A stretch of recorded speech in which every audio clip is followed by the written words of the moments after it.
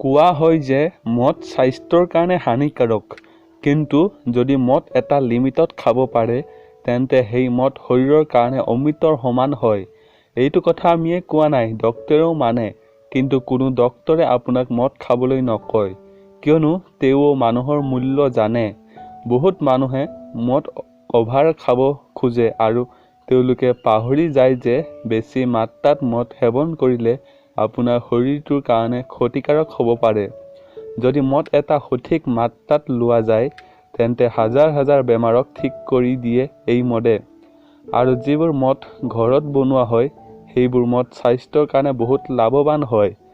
এই মদ বনাবলৈ মিঠৈ আৰু বহুত কিবা কিবি বস্তু ব্যৱহাৰ কৰে। সপ্তাহত যদি এবাৰ মদ সেৱন কৰা যায় তেন্তে বুঢ়া মানুহকো ডেকা বনাই দিয়ে। কিন্তু মনত ৰাখিব লাগে যে এটা লিমিটত খাব লাগে। যদি আপুনি লিমিটতকৈ বেছি লয় তেন্তে আপোনাৰেই ক্ষতি হ'ব পাৰে। তেন্তে বলক আপোনাক কওঁ মদ খালে কি কি লাভ হয়। যদি ঘৰত বনোৱা মদ এটা লিমিটত খোৱা যায় তেন্তে যৌৱন সদায় থাকিব। ঘৰত বনোৱা মদ আমাৰ হজম শক্তি বঢ়ায়। বৈজ্ঞানিকসকলে মদক মগজুৰ ক্ষমতা বঢ়োৱাৰ প্ৰিয় পানী বুলি কয়, য'ত আমাৰ পাহৰি থকা বেমাৰ নাইকিয়া কৰে। ঘৰত বনোৱা মদে আমাৰ হৃদয়খনক মজবুত কৰে আৰু তেজ চাফা কৰাত সহায় কৰে। যদি সপ্তাহত এবাৰ কম মাত্ৰাত মদ খালে প্ৰস্টেট কেন্সাৰৰ দৰে বেমাৰৰ পৰা মুক্তি পোৱা যায়।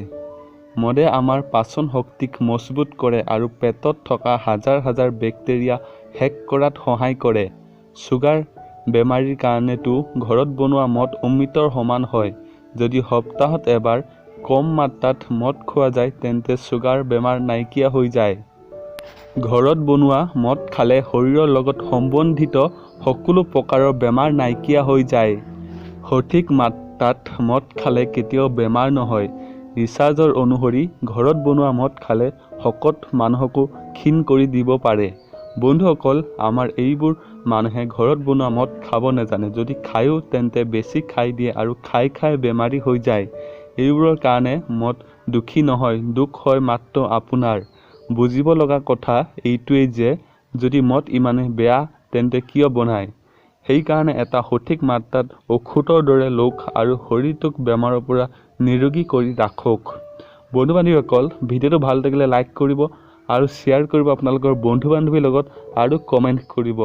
আৰু যদি আপুনি নতুন চেনেলটো ছাবস্ক্ৰাইব কৰিব আৰু তাৰ লগত থকা বেল আইকনটো দবাই দিব। ধন্যবাদ।